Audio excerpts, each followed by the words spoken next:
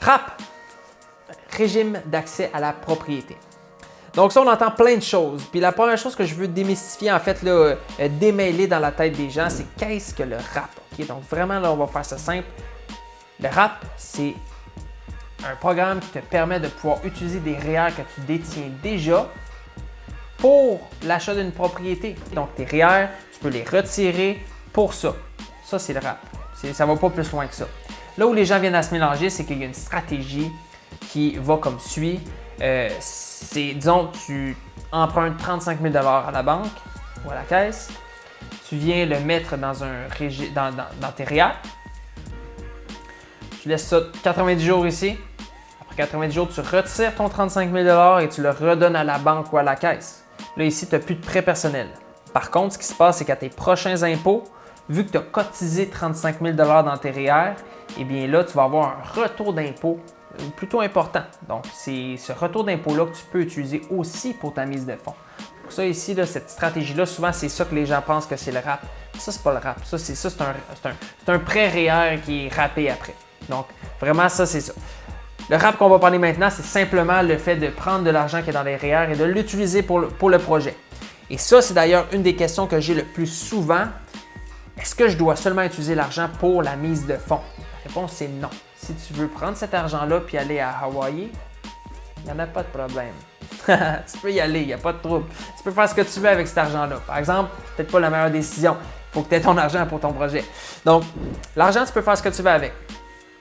Autrement, le maximum que tu peux rapper, c'est 35 000 $. Donc ça, c'est le maximum que tu peux rapper. Ensuite de ça, tu as un délai pour pouvoir commencer à rembourser plus tard. Donc, tu peux attendre 2 ans avant de commencer à rembourser. Donc, dans les 2 premières années, il n'y a rien qui va se passer. Ils vont juste laisser ça comme ça. Après 2 ans, disons que ça fait 3 ans, puis là, tu réalises que tu as complètement oublié de rembourser ton REER et tu es dans le pétrin. Ils vont venir saisir ta maison, ils vont venir te mettre en prison. Ils vont rien faire tout ça. Ils vont rien faire tout ça. Tout ce qu'ils font, c'est que le montant, disons que tu n'as pas payé de ton RAP, que tu n'as pas remboursé, disons que c'est 4 000 $. Et bien là, ils vont dire, bon, OK, combien tu as fait cette année brute? Bon, j'ai fait 60 000. OK, parfait. Bien, tu n'as pas fait 60 000, tu as fait 64 000. Bon, ils vont venir ajouter ça dans tes revenus puis ils vont te charger de l'impôt là-dessus. Ils vont simplement se rembourser comme ça. Donc, il n'y a pas de règlement de compte à coup de batte de baseball. Il n'y a pas de huissier. Donc, c'est vraiment simplement ça la conséquence qu'il peut y avoir. Après ça, par exemple, si toi, tu es un petit vite et tu veux rembourser ça plus rapidement, cool, il n'y a pas de problème. Rembourse-le à la vitesse que tu veux. Ça ne dérange pas. Donc, ça, tu peux le faire sans problème. Après ça, le maximum que tu peux rembourser, c'est en 15 ans.